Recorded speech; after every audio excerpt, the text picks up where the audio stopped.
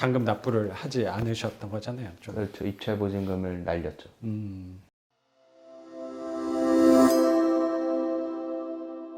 그래서 만났는데 다음 날 얘기를 하자고 전화번호를 주시더라고요. 맞아. 그때 식사하고 있다고 막 네. 그랬었죠. 그래서 그날은 그렇게 번호를 받고 돌아가서 다음 날 점심쯤 연락을 드렸는데 받았냐? 근데 왜 하나만 받았냐? 이러시더라고요. 아, 다 받을 줄 알았는데 그러시면서 제가 먼저 말을 했죠. 요거를 언제까지 비워주실 수 있느냐? 아니면 뭐 재계약 네네. 의사가 있으면 재계약하셔도 되고 네네. 그랬는데 방을 비워주겠다라고 하시더라고요. 그 전화한 시점에서 한 달 뒤까지 예. 비워줬으면 좋겠다라고 그렇죠. 얘기를 하셨던 거죠. 포천 거 그걸 하느라 선생님 요거는 1호점. 네, 잠시 잊고 있었죠.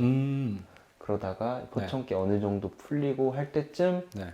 다시 전화를 여기 해서 이게 혹시 다시 언제까지 빼주실 수 있느냐라고 했는데 네. 조금 더 앞당겨서 뺄 수 있다고 하시더라고요. 아, 그래서 그렇게 조금 더 내가 앞당기겠다라고 하면서 혹시 이사비를 더 요구한다거나 그런 건 없었나요? 예, 그런 게 전혀 없었어요. 그건 사실 좀 조심스럽긴 했잖아요. 네, 그렇죠. 아, 이 사람 무슨 꿈꾸리로 또 빨리 뺀다고 하는 건가? 돈을 더 달라고 하려고 하나? 그쵸. 라고 사실 생각을 좀 했었는데 다행히 그런 건 없었네요. 없었죠. 그러고 이제 비워주기로 한 날 네. 집에 들어와서 확인을 해보니까 뭐 이런, 여기 들어와서? 예, 가구들이나 뭐 이런 것들이 그대로 있더라고요. 그래서 전화를 드렸죠. 요것들은 어떻게 안 가져가시냐 했는데 아 자기랑 만나서 이야기를 하자라고 하시더라고요. 그래서 만나서 이야기를 했는데 네네. 요거를 살 생각이 없느냐. 아, 전체를 다 같이 예, 팔아보려고 이 소파까지. 그쵸. 네. 이 소파 탐나긴 하네요. 그래서 생각이 원래 없었기 때문에 굳이 살 필요는 성은 없다. 근데 뭐 버리실 거면은 갖는 게 낫지 않냐라고 말씀을 드렸더니 아우, 잘 얘기했네요. 제가 먼저 얼마 생각하느냐라고 했는데 저보고 먼저 얼마를 생각하냐 물으셔서 저는 밀당이 시작됐네요. 그렇게 서로 금액을 얘기하다가 중간 금액에서 딱 결정을 했었죠. 그러고서는 그 중간 금액이 40만 원. 네, 원래 사장님은 한 100만 원, 그렇죠. 선생님은 20 네. 해서 한 4, 50으로 네. 좁혔나 봐요. 그러고 다시 이제 와서 하나씩 확인을 하는데 그 40만 원에 인수할 생각을 갖고 확인하러 온 거네요. 네, 그렇죠. 어. 그러고 이제 다시 제대로 이제 보려고 와서 봤는데 TV는 아예 액정이 나오질 않더라고요. 겉에는 멀쩡한데 네. 잘 확인해봤네. 해봤는데 이제 나오지 않아서 수리하고 또 이제 내가 금액을 지불하기로 하고 다시 살펴보니까 그 금액이 비싸 보이는 거죠. 확인을 잘했네. 저는 에어컨도 겉에 멀쩡해 보여도 또 작동이 될지 안 될지 그리고 가스 충전해야 될 수도 있거든요. 그쵸. 네. 그래서 다시 전화를 해서 그 금액에는 못 가져가겠다. 확인해 보니까 생각보다 상태가 되게 안 좋더라. 네, 그랬더니 네.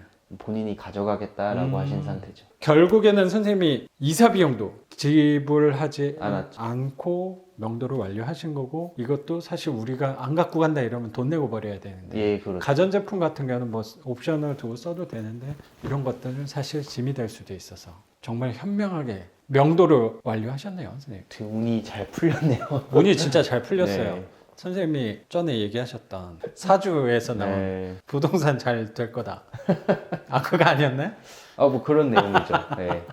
진짜 잘 맞는 것 같습니다. 그럼 선생님에 관해서 한번 여쭤볼게요. 선생님은 이제 경매 시작한 지 선생님을 만나기 전부터라고 그렇죠. 한다면 사실 경매 시작한 건 되게 꽤 됐잖아요. 네, 거의 올해 초부터 1년 정도? 1년 정도 그렇죠. 하셨는데 마음고생한 부분이 사실 있어요. 그렇죠. 네.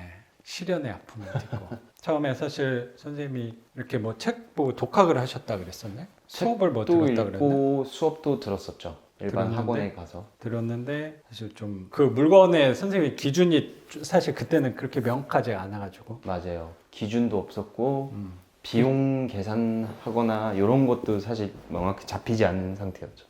아니, 싸다고 사실 받은 거 아니에요 그거? 그렇죠. 그렇지 않나? 맞아요.